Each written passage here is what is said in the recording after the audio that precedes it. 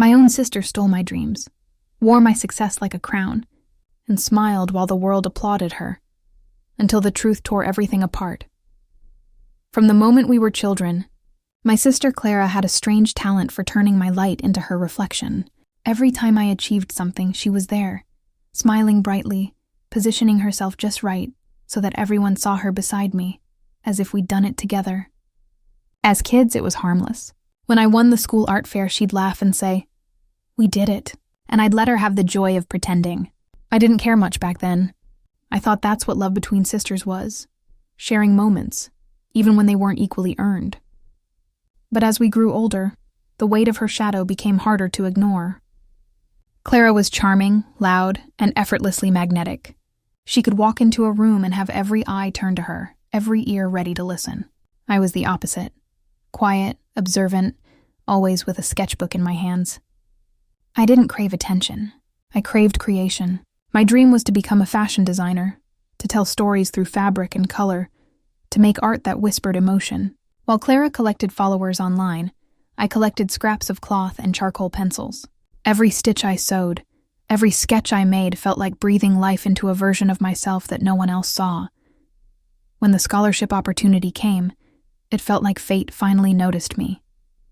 A well-known fashion startup was hosting a national competition for young designers, and the winner would receive a full scholarship and the chance to showcase their collection at the company's annual event. I worked like a woman possessed. I barely slept, spending endless nights in my small apartment, sketching under the weak yellow light of my desk lamp. My fingers bled from stitching, my eyes burned from exhaustion, but I didn't care. The designs I created weren't just clothes, they were confessions. Each piece represented a part of my journey: rejection, hope, betrayal, perseverance. I felt proud for the first time in years. I believed that maybe, just maybe, this was the start of my real life. But the night before the presentation, something felt wrong. My workspace, usually chaotic but familiar, felt violated. My sketchbook, the one with all my original designs, concept notes, and fabric patterns, was gone. Panic flooded me so fast I could barely breathe. I searched every corner, every drawer, every pile of fabric, calling Clara's name even though she wasn't home. My hands shook as I ripped through boxes and old notebooks. Nothing. Then my phone buzzed. It was a notification from Instagram, Clara's story. I opened it and my heart stopped. There she was, standing in front of a bright backdrop with the competition's logo behind her. She was wearing one of my designs, the red silk gown with the asymmetrical neckline, the one I'd poured my heart into. The caption read, "Can't wait to show my collection tomorrow. So proud of this journey." My vision blurred. My ears rang. I scrolled through her photos in disbelief, and there it was, my collection. My sketches, my creations, my soul. Every detail was mine, and she was proudly claiming it as her own. I didn't sleep that night. I sat on my bed, shaking, staring at my phone, replaying her story over and over, hoping there was some explanation. Maybe it was a mistake. Maybe she'd say she was just helping me display the work. But deep down, I knew better. Clara had always wanted the spotlight, and now she had it, built entirely by my hands.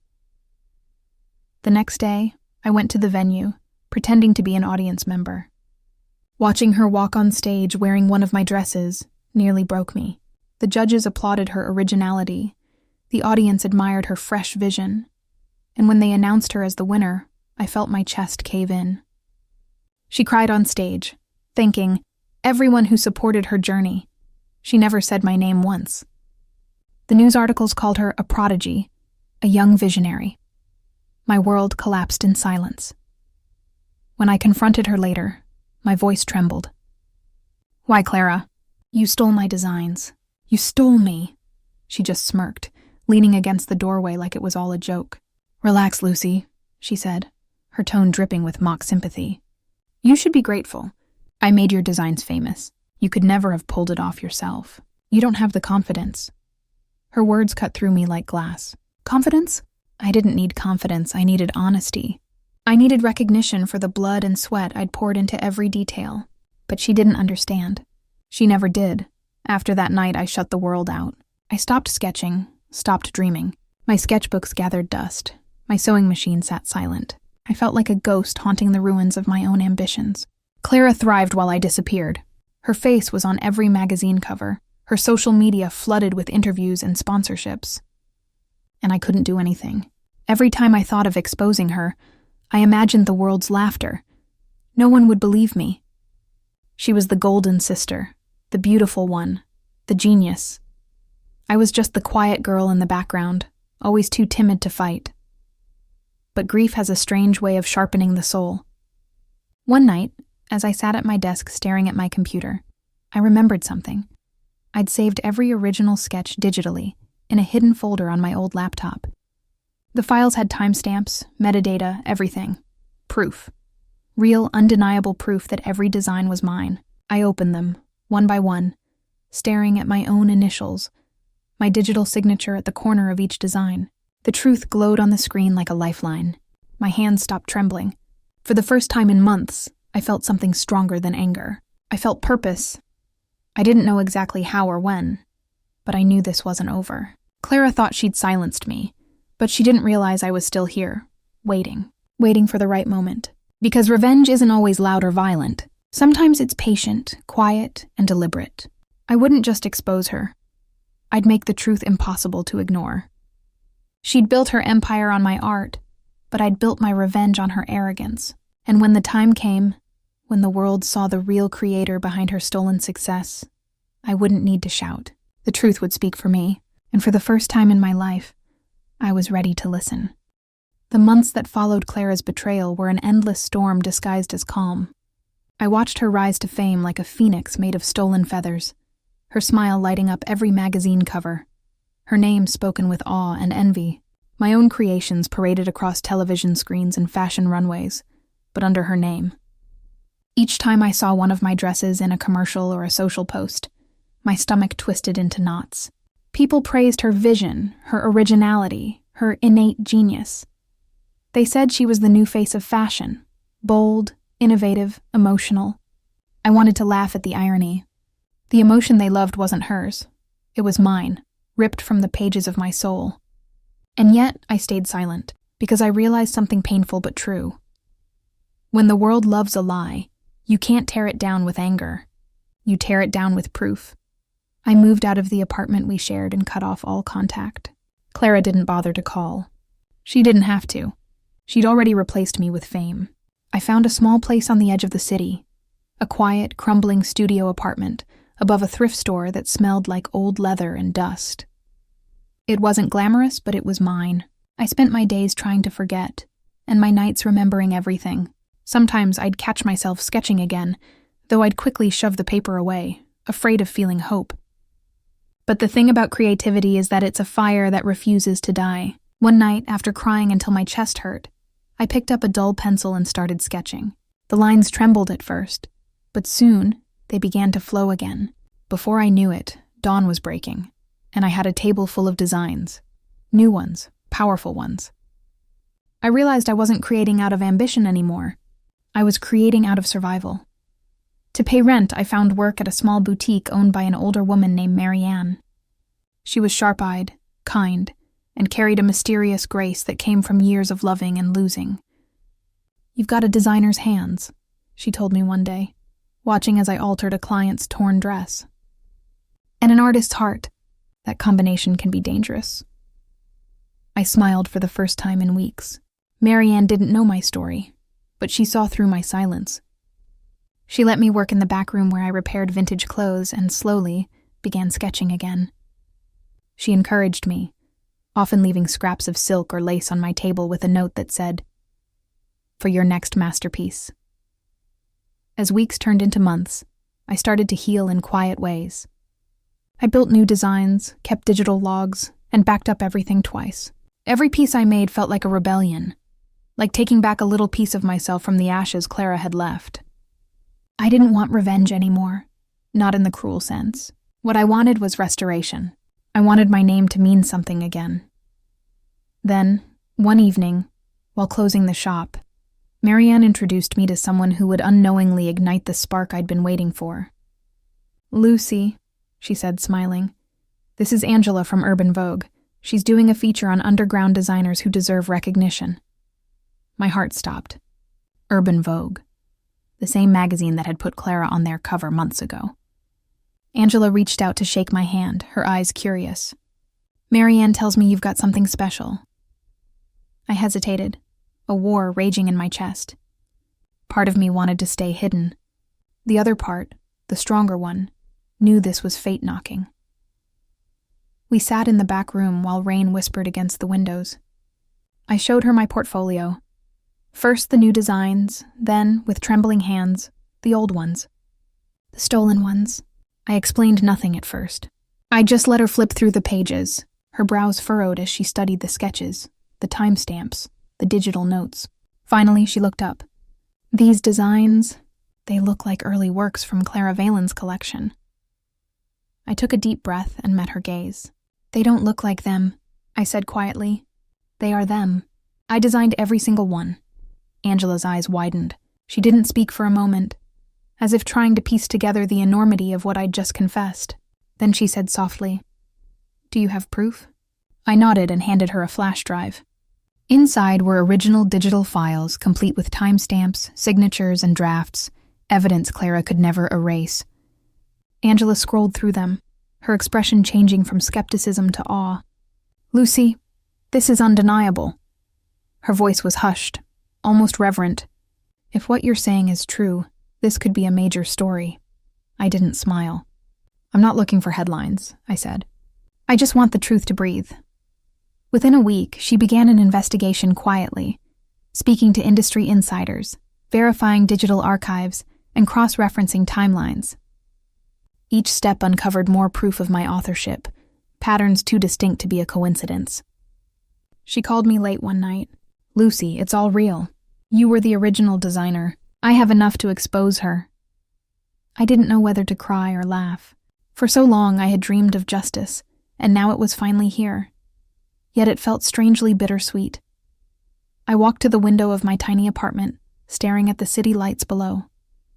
Clara was probably still out there, living her perfect, fabricated life. But perfection built on lies always cracks. I realized I didn't need to destroy her.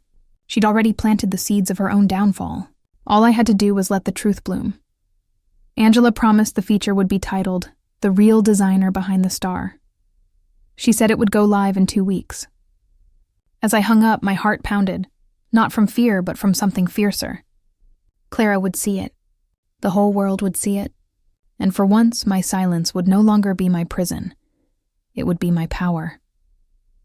That night, I worked late into the morning, designing again with tears streaming down my cheeks. Every stitch, every curve, every fold of fabric was an echo of everything I had endured. I wasn't doing it for revenge anymore. I was doing it because I finally remembered who I was. When I finished, I looked at the final sketch on my table. A dress woven from shattered glass motifs and soft silk. A metaphor for my story. "Beauty reborn from brokenness," I whispered to the drawing. "This time, it's mine." And as dawn spilled across the city, I knew the quiet war I'd been fighting was almost over. Clara's fame had been built on my silence, but now my silence was about to break, and when it did, it would roar. The article hit like lightning, splitting the sky in half. "Rising Star's Success Built on Stolen Designs. The Truth Behind the Valen Sisters." Those words flashed across every major news outlet, shared millions of times within hours. My phone buzzed relentlessly as messages poured in. Some from old friends who'd always doubted Clara. Some from strangers thanking me for speaking up. I didn't reply to any of them. I just sat there in silence, staring at the headline that finally gave my pain a voice. Clara's empire began to crumble overnight. Her sponsors dropped her without hesitation. Her social media followers turned into critics, and the same journalists who once praised her now demanded answers. She tried to post a video defending herself, saying it was all a misunderstanding, that I had helped her with some concepts. But people weren't stupid anymore. The evidence Angela published was undeniable. Timestamps, drafts, emails. Every thread led back to me. The internet had chosen its verdict. Clara Valen, the fraud. That evening, when the city had gone quiet, a soft knock echoed on my door. For a moment I thought it was a dream. Then I opened it and saw her standing there. Her hair was messy, her face streaked with mascara, her hands trembling. "Lucy," she whispered, her voice cracking, "please, we need to talk." I didn't move.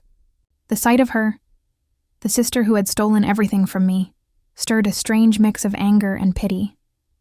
She stepped closer, desperation spilling from her eyes. "You're ruining my life," she cried. I met her gaze, unflinching. "You ruined mine first," I said softly. "I just stopped pretending it didn't hurt." Her lips quivered, and for a second, I saw the girl she used to be, the sister who used to braid my hair, who used to laugh with me under the covers as we dreamed about growing up. But that girl was gone. Clara fell to her knees, grabbing my hands. "Please tell them it's not true. Tell them you forgive me. I'll fix this." Her tears dripped onto my skin, but I felt nothing. Forgiveness wasn't a language I could speak anymore. I gently pulled my hands away and said, "You can't fix what you destroyed. You can only live with it." She stared at me for a long moment, her expression hollow, before walking away into the night. I closed the door and leaned against it, feeling the full weight of years of silence finally break inside me. The next morning, Urban Vogue reached out, offering me an exclusive interview. They called me the girl who took her name back. The irony wasn't lost on me. For so long I had been invisible, and now the world wanted to hear my story. I agreed, not for fame, but for truth. During the interview, I spoke not with bitterness, but with calm honesty. I told them how art had been my refuge, how creation had been my voice long before anyone cared to listen. I didn't insult Clara or gloat over her downfall. I simply told them what it felt like to lose everything you built, and how it felt to reclaim it piece by piece. When the article came out, it wasn't just an exposé. It was a rebirth. The fashion world reached out. Small independent brands wanted to collaborate. Invitations poured in for shows, panels, and features. But the one that meant the most came from Marianne. She found me at the shop one evening, tears glistening in her eyes. "You did it, Lucy," she whispered, holding up the magazine that bore my name on the cover. Lucy Valen, the real vision behind the art. I hugged her tightly, the woman who'd sheltered me when the world had shut me out. "We did it," I said, smiling through tears. That night I worked late into the dark again, not out of desperation, but out of love. Every design I touched felt different now, freer, lighter. I was no longer sewing my pain. I was sewing my peace. Months passed, and the fashion house that had once ignored me offered me a partnership. I accepted, but on my terms. I wanted full creative control, every design signed under my name. When I walked into the studio for my first official collection, the air felt electric. Reporters waited outside, photographers buzzed, and I could almost feel the ghosts of my old fears dissolving into the light. The night of my debut show arrived faster than I expected. Backstage, models dressed in my creations, pieces inspired by survival, forgiveness, and rebirth. As the music began, I stood in the shadows, heart pounding, watching my art glide down the runway. The crowd gasped, applauded, cried. The final look, a gown of white silk embroidered with fractured gold patterns, shimmered under the lights, a symbol of brokenness turned beautiful. When the last model disappeared backstage, the crowd rose to its feet, the applause thunderous. For the first time I stepped onto the runway, not as someone's sister, not as someone's shadow, but as me. The lights were blinding, but I didn't flinch. I smiled, bowed, and whispered to myself, "You made it." After the show, as I packed up my sketches, an envelope was delivered to my dressing room. My name was written in familiar handwriting. I hesitated before opening it, my hands trembling slightly. Inside was a single sheet of paper. No apology, no excuses, just one line. I finally saw the show. "You were always the real artist." I stared at the words until they blurred. For the first time in a long time, I didn't feel anger, just sadness, and a quiet kind of closure. I folded the letter gently and slipped it into the back of my sketchbook, next to my oldest designs, the ones she once stole. I wanted to keep it there, not as a reminder of her betrayal, but as proof that even lies can't bury truth forever. That night, I walked through the empty venue after everyone had left. The air smelled of perfume, silk, and success. I stood on the stage where my name had glowed in gold lights and closed my eyes. The silence felt like a song. I thought of Clara somewhere out there, perhaps watching from afar, finally facing her reflection without my shadow beside her. I didn't hate her anymore. Revenge, I realized, isn't about destroying someone. It's about reclaiming what was stolen from your soul. It's about standing tall where you were once made to kneel. As the lights dimmed and the curtain fell, I whispered the words that had carried me through every night of doubt. The truth always stitches itself back together. And it had. My story was no longer about what she took, but about what I reclaimed. My name, my art, my peace.